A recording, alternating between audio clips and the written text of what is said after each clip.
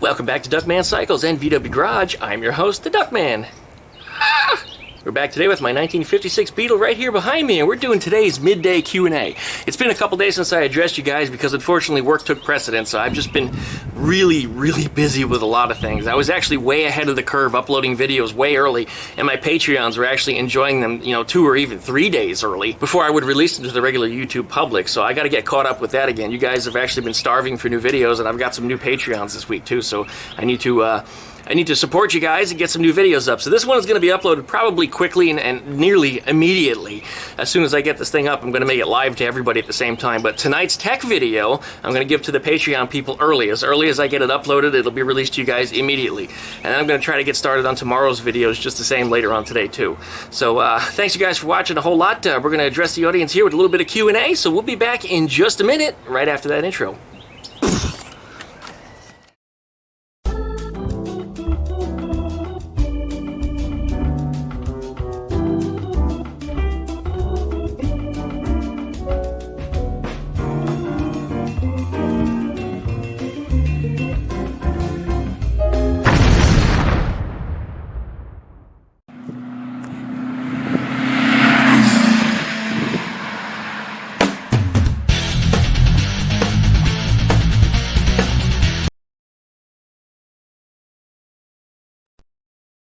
Alright, guess who's back? That's right, me, the Duckman, along with Eleanore right here. Okay, a couple questions about this engine that I've been asked. Am I going to use a mechanical fuel pump? Answer is no. I'm actually going to remove that. I have a block-off plate that I got for it just yesterday. It just arrived. So I'll be unbolting that and putting a block-off plate in its place. I'm actually going to be using electric. I rather like the idea of being able to shut it off via a switch on the dashboard. And like I said in a previous video, it actually makes a good theft deterrent system as well. We got a noisy garbage truck behind me, so don't pay any mind to it, but yes. Down below here, there's a bunch of holes in this cooling tin. Yes, I am well aware of that. Some of these pieces of tin actually don't belong together, so I'll be welding in some patchwork to fill it up, as well as filling in these heater holes that you see right here, where the tubes normally go down to heat with the heater boxes. This car will not get heater boxes because unfortunately they're not going to fit with the rear CAFR bar that I have on here. I may modify a set of heater boxes in the future, cut them up, and weld them back together in such a way that they fit. A few people have, actually a lot of people have asked about that, and they've also said, well, what are you going to do about heat? And being that I live here in Florida, it gets cold, but it doesn't get cold too often. So I still am going to run heat, but I'm probably going to move an oil cooler up front somewhere, and I have a little diversion valve that allows me to push that heat from the oil cooler into the passenger area. So I think that's a clever little idea. People have done it before. It's probably not the most efficient way to get heat up there. Also, you have the chance of having an oil leak into your cabin, but there's ways to solve that and stop that from happening. All modern cars run a heater core up underneath the dashboard anyway, and they risk, the coolant system blowing out and leaking into the car, and often that does happen. But if things are properly maintained, guess what? It doesn't happen. Alright, well, that's covering that today. The first thing we're going to do probably in tonight's video is I'm going to rebuild these carburetors that you see on here. I really don't want to do that on camera, just because I don't know what I'm getting into, and I don't know how long it's going to take me. So I'm going to tear those all apart on probably my indoor workbench, because it's actually quite cold out today. It's like 40 degrees with 25-mile-an-hour winds. It's not a nice thing, and I'm sure it gets colder where you're from. I know it's always colder where someone is at. But in my case, yes, I'm from up north, and I'm aware of that. Oh, I got asked about that coil. Is the coil tight? The coil is 50% tight. It's actually only attached on one screw. The other screw hole that's normally up here, unfortunately, I can't get to because the throttle linkage is going to be in the way. So I had to mount it horizontally like that, so I'm going to have to run a self-tapper into the bottom of it, just a sheet metal screw, and solve the problem of the coil being loose. So that'll straighten that one out. I don't see it'll be too big of a problem. I may end up actually moving the coil someplace else anyway, just for the sake of cleaning up the engine compartment. I really like a clean, empty engine compartment. I just want to see the generator, or in this case the alternator, and the distributor, and your carburetors. That's really it. I like to get rid of the fuel pump. I'm going to get rid of the heater hoses. I'm going to put a smaller air shroud on it down the road. I have to find one. In fact, I probably even have one. I'm just going to have to do a little digging. I thought that actually was the smaller one until until I went and pulled it out of the basket that it was sitting in, and I discovered it's the big sucker with the heater tubes on it. We got her turned around here in the garage because one of my friends from the cold white north, he was upset because I did some work in the garage the other day with the garage door closed, and that caused the lack of sun. him being in the extreme north, probably close to the Arctic Circle, he's probably got about 2 or 3 months of complete darkness that he has to deal with, as well as cold and snow and all the other nonsense. So he wanted to see the sun. There's the sun. There's the green grass, as long as it's going to stay green, actually. It's a little greener than it has been because of all those warm, rainy days that we had last month. But usually by now the grass has just turned brown. It looks like dead pine needles. But we turned Eleanore around backwards, so that way the sunlight actually can cast the light directly onto the engine. So that way when I continue to work on this engine today, in tonight's video, tonight we should be having that thing started. I know I keep rubbing your about it. Everybody keeps getting really excited because I start out the videos that way, and then something always comes up and I have to leave, and you know, I just can't finish the job. Now, one of the questions that I get asked a whole lot, and it seems to be because I'm the #1 floor pan video guy on YouTube, is can you leave the engine in the car when you take the body off? And the answer is yes. Actually, Volkswagen used to do it that way themselves. They'd put the engine in and then they drop the body on. In the case of people doing a restoration, it really shouldn't be any different.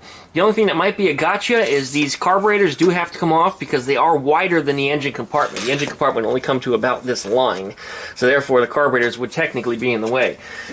If you have dual carburetors, that would be the case. If you have a single, however, the intake manifold will curve up through here and will not cross that line. So yeah, you could actually take the body off, but the big gotcha is you got to get that body really high, so that rear apron has to be a minimum, and this car's lowered a bit, but 31 inches here. Let's push 2 inches on top of that. You got to get your body up about 33 inches roughly, just in order to clear the rear shroud. Now, another option you have is you can take off all the cooling accessories off the top of the engine. You take off your generator, you take off your carburetors, and take off your oil cooler, which is underneath the shroud here. With those items off, you don't have to lift up the body quite so high. It only has to come up to about this height instead. So you'll save yourself almost an entire foot. So whether or not you want to take out the engine is up to you. But I think the ease of removing just the 4 engine bolts that are on the back side of this engine and dropping that motor out is a whole lot easier than trying to disconnect the entire top of it to do your floor pans. Some people said, well, they're limited on space. I say, well, if you're limited on space, you can always take the engine out, lift the body off, put the body on its dolly, wherever it's going to go, and then put the engine back on the transmission. So it'll all be one piece again. You only have to hold it on technically with one of the top nuts. You know, pick one. Once that engine is in place, it'll be stable and ready to go. But if you're doing your floor pans anyway, you really don't want the engine attached to the chassis, because you've seen me flip that floor pan up, and with that engine in, that floor pan is incredibly heavy to roll over. Not to mention, if you have any oil in it, you're probably going to spill oil all over the place. So I wouldn't recommend that to any people, leaving that engine and doing that kind of work, because you're probably just going to find yourself taking it anyway. So if you're taking the body off the car, take the engine out. It just makes more sense to me. So I hope that helps somebody. Appreciate the question. Thank you. How much for the big pile of shit up on the wall? Well, frankly, I don't think it's worth a shit, so why would you give me shit for it? But if you really want to give a shit, then come here and take a shit, because I got shit for sale. Make an offer. Otherwise, you know, turds on you. Okay, I have been asked a ton about my front axle beam. This is a typical Volkswagen ball joint front axle beam that you see on here. I actually do have adjusters pre-welded into there. I didn't actually build this one. I got this one in on a trade for a bunch of other parts, and I was really excited when I got it because I knew I was going to use it right away. But you probably noticed that it's got a bunch of different colors of paint on it. It's really just a mess. In fact, it's even missing a bolt in there because I have to get a new bolt and nut for it. The threads on that thing were just all screwed up. I do plan on restoring this beam, putting all new bushings in it, cleaning it up, and as well as making some custom adjusters on it, which I plan to make the front end of this car go up and down electrically. You know, I don't want to use hydraulics, I don't want to use air. There will be more on that in the future. I don't know when I'm going to get working on it. That's really not high on my priority list right now, because right now the car does currently roll. It does currently move. That's the kind of stuff that will come later. It's really easy to, you know, move the adjusters that you see on the front here to make the suspension height to go where I got it. Plus, right now, temporarily, I've got air shocks on it anyway, which actually makes it really quick and easy to adjust. And people have said, well, since you already got air on it, why don't you just keep it? Well, air is good, but air isn't what I want. I want the ability to put the stock feeling suspension back on there. If I can electrically wind up the torsion leaves inside this beam, I can actually go back to having a stock ride at stock height, or even maybe a little higher than stock. which would be kind of neat. I don't really see any need for that. You know, I'm not really going to be driving this car off-road, but I will have the ability to push it up that high. You know, I guess I could always change a wheel or tire when you got it up that high, because it's really easy to pull one of them off. Anyways, one of the other questions I've got while I'm up here is, you guys have seen me flip over that floor pan like I mentioned before with the engine removal, and when I flip the floor pan over, I leave the wheels on it, and the wheels become feet almost, because they'll stand up on their sides. If you have a Super Beetle and you need to replace your floor pans, how are you going to do it? Because the whole front end doesn't have a beam. It actually instead has like a yoke inside of it. It's shaped kind of like the letter U. Well, not even letter U. No, that's the Type 3. I'm sorry. The Super Beetle is shaped like a hammerhead shark, and there's no beam on the front of it. So there really is no way, once you have that body off, because the body provides rigidity to the front suspension. It runs struts on either side. Once that body is out, those struts flop wherever they want, and those wheels will follow. You know, they'll just go anywhere. Now, what you could do is you could build a frame across the top of the struts and brace it up to the tunnel. That's possible. I imagine a couple of 2x4s, you know, one run across it and then triangulate it back to the tunnel somehow and run some screws through it. Should be enough to keep it rigid. Your alignment really isn't going to matter a whole lot because you're not driving it, but that may be an option. I'll illustrate that on the screen here, what my idea is. Now, I've never actually taken a Super Beetle apart. I've always been an early Beetle guy. I'm not really a fan of Super Beetles. I don't like the way they look. I don't like the way they drive. And frankly, they're not the front ends really aren't compatible with anything else that I have anyway. Although I really shouldn't speak, because Eleanore, the kind of parts that I put on this car really aren't compatible with anything. She's become her own thing. A big mishmash of parts, but I digress. Going back to the Super Beetle, if you've got that front end somehow reinforced that you can tie everything all together, even if you take the front wheels off completely and you run a 2x4 all the way across it and you make some kind of feet, you know, shaped like a capital letter H, and triangulate them in there somehow, I think you could still flip that pan up on its side. You guys will have to experiment with that and see what else you can come up with. It might be a good idea to do a search engine, do a search on one of your favorite search engines online, and see if anybody else has rolled up a Super Beetle on its side. I can't say that I've seen that done. I really can't. I know it's a little difficult sometimes to swing axles, too, if you remove the transmission. God forbid if they were to make a Super Beetle with a swing axle suspension. I mean, that would have been a mess. Because you take the transmission out, you take the body off, and then the pan is just a roly-poly thing. Another option for you, too, is you could always just remove the transmission, remove the front end, and mount it up on top of a couple of engine stands. You'll have to be a little bit clever as to where your mounting points are going to go. But if you can do that, you can put it on like a mini rotisserie, which is actually how I built Eleanor's pan. I hope that gives you guys a few suggestions on that one. I really can't come up with too many other ways until I actually do finally work on a Super Beetle. And I don't know, we may get one in here someday. It's really not high on my priority list to ever look for a Super Beetle because, as I said, I don't particularly favor them. But who knows? We'll see what the future will bring. Alright, behind me here we have Eleanore, and I get a lot of questions about body filler in particular, because you know this car had a ton of welding work on it. I mean, the chop top was probably the most biggest obvious thing. There's a whole lot of welding scar all through here for some of the custom parts that I've made. There's some cuts up in the roof. There were cuts all the way around these windows. Everything down through here was all cut out. A lot of this has been cleaned up, sanded, and filled already, but this car is going to be going to Earl. I'm actually not going to be doing the fill on it, so I think this is a question better for Earl. But I was asked, why don't I lead fill some of these seams? And, you know, if I were building the car myself, I might experiment with it. But Earl has his own way of doing things, and Earl will be doing the final fill work and sanding and prep work and paint work, all the final paint work on this car. So maybe Earl would have a better answer for us as to lead fill, and, you know, if he uses it, if he considers it, or what he thinks about it. So Earl over there at Classic Car Creations, if you have any insight or any opinions about lead fill, you know, please go ahead and do a video up on your channel and share, and I'll be glad to post it here, and maybe you'll get a little bit of traffic from some of my viewers that are asking me questions about lead, and what you think of that compared to the poly-type fillers. To a lot of people that look in this box here, they see just junk. To me, this is all very, very useful things. Very useful things, and I'm still continuing to go into this box to get all kinds of little pieces of metal for filler for this body chassis or anything else that I've been working on in relation to Eleanore. Now, you probably notice it has that original green paint on it, and that's because this actually was a piece of Eleanore. This looks to me like it was probably a piece of her rear quarter panel. And no, you know, it might be a piece of the roof, because I'm seeing what looks like it might be a drip gutter right here. So chances are, yeah, this might just be a piece of her roof. Anyways, I was asked if I would give away little pieces of Eleanore for, like, souvenirs. No, I don't see why not. You want to make a necklace out of a piece of Eleanore or something? You know, more power to you. You know, just let me know, and we'll see about getting you a piece. Now, of course, I'm not going to be shipping pieces all over the world because it's going to cost me a fortune.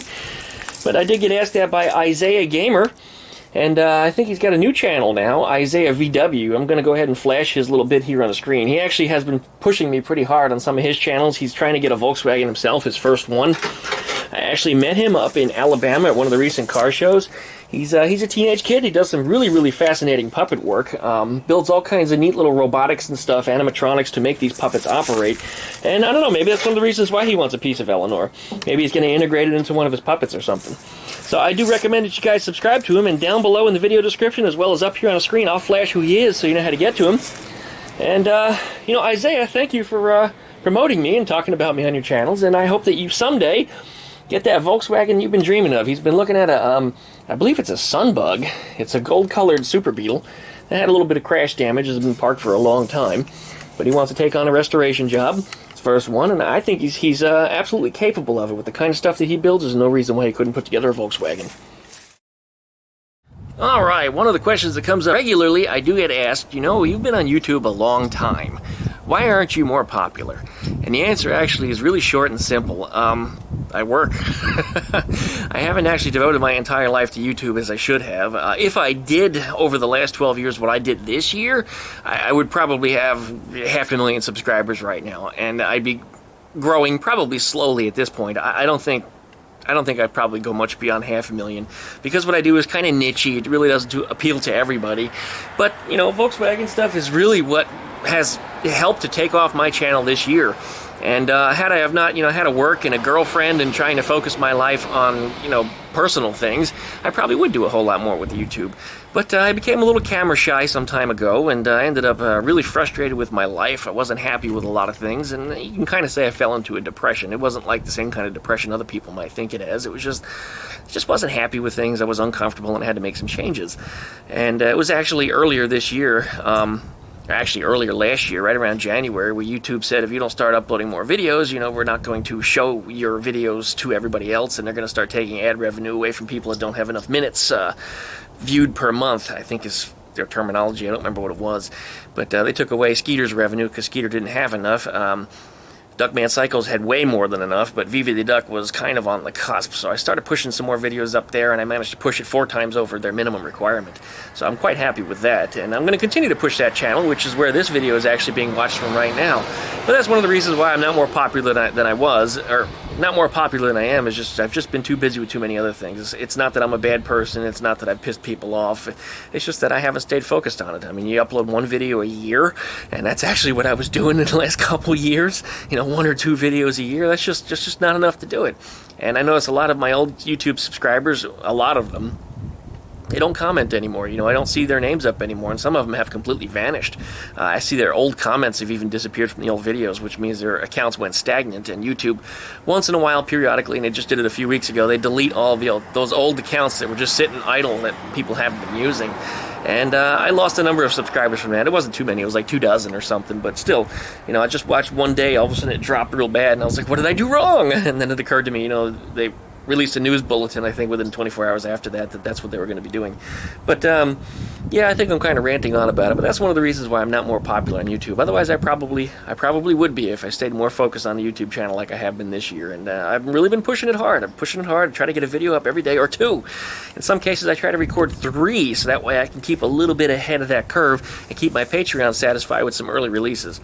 Well, anyways, I think that's enough for today, so thank you very much, you guys, for watching. Don't forget to licky, licky, likey. Don't forget the plucky, plucky, plucky, the dingle belly that you see down below in the video right here next to that subscribe button.